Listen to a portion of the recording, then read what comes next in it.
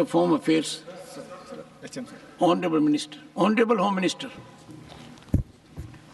सभापति महोदय, स्टेटमेंट जो है भारत सरकार का वो नित्यानंद जी ही बताएंगे, मगर मैं कुछ चीज़ों की स्पष्टता करने के लिए आपकी अनुमति से इस सदन के सामने खड़ा हुआ।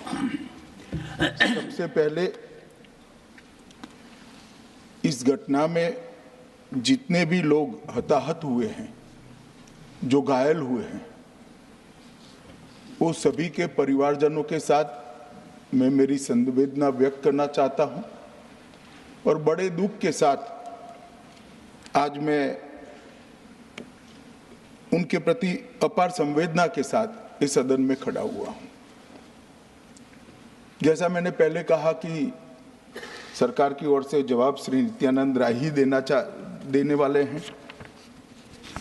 जब यहाँ पर 1 घंटे की चर्चा आपने अनुमोदित की, तब मुझे था कि आज का दिन शायद राजनीति से परे रहेगा, इस पर राजनीतिक टीका टिप्पणियां नहीं होगी।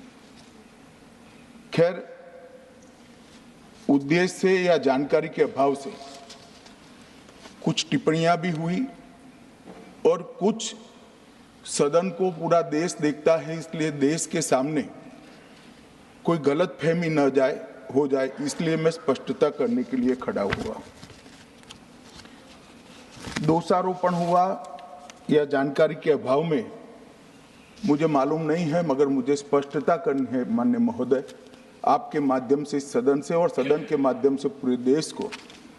Early warning, early warning, early warning, early warning बोलते ही गए। अंग्रेजी में जितने भी गंभीर प्रकार के शब्द है अपने भाषण में डालकर इसको बताया गया। मैं सदन के सामने स्पष्टता करना चाहता हूं, 23 जुलाई को केरल सरकार को अर्ली वार्निंग भारत सरकार की ओर से दी गई थी।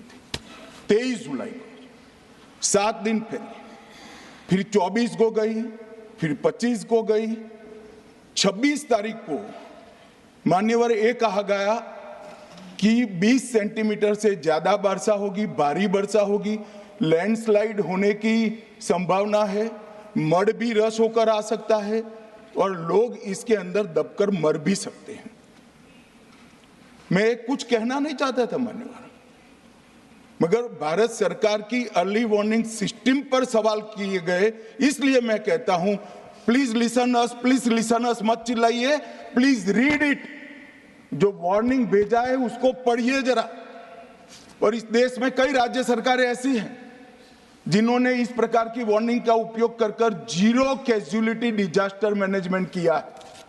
मैं ओडिशा राज्य सरकार के लिए भी, उस वक्त हमारी नहीं थी, नवीन बाबू की थी, हमने 7 दिन पहले साइक्लोन का अलर्ट भेजा, सिर्फ 1 व्यक्ति मारा गया, वो भी गलती से मारा गया। गुजरात सरकार को हमने साइक्लोन का अलर्ट 3 दिन पहले भेजा, 1 पशु भी नहीं मरा साहब। मगर मैं बड़ी विनम्रता के साथ कहना चाहता हूं कि आप जो घिसे पिटे शब्द यहां लेकर आए हैं और डिमांड ही करते जा रहे हैं, अर्ली वार्निंग सिस्टम है।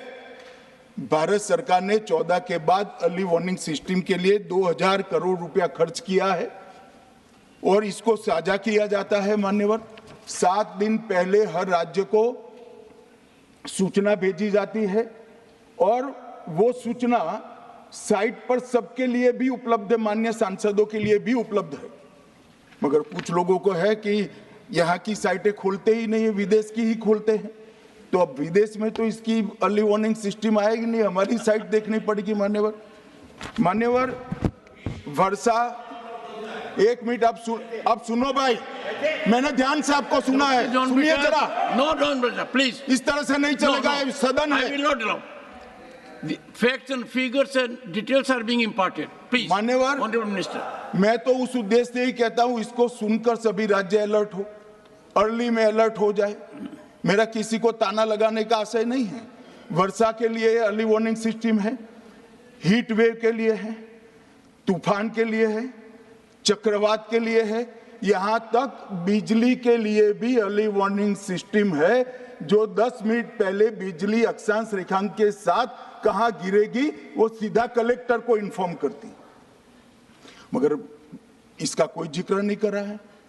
मैं तो मानता हूं जानकारी का अभाव होगा, जानकारी का अभाव है तो भी ठीक नहीं है, और राजनीति है मान्यवर तो बहुत दुखद है।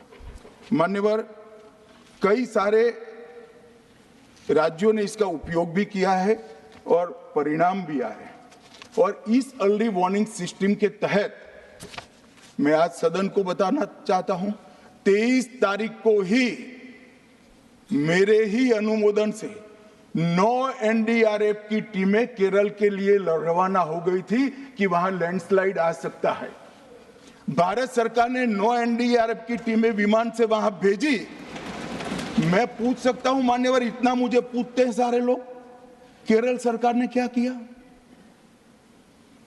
अनधिकृत लोग रह रहे थे, नहीं रह रहे थे, मगर वल्नरेबल सिचुएशन तो थी। इनको शिफ्ट किया गया क्या? क्यों नहीं किया गया? कौन रोकता था? और शिफ्ट किया तो मरे कैसे? शिफ्ट पहले नहीं किया गया है, बाद में किया गया है। जितना बोलोगे उतना नुकसान होगा। मैं बोलना नहीं चाहता, परंतु जब आप आरोपात्मक तरीके से बात करते, मैं शांति से यहां बैठकर सुनने ही आया। मान्यवर, मैं आज आपके माध्यम से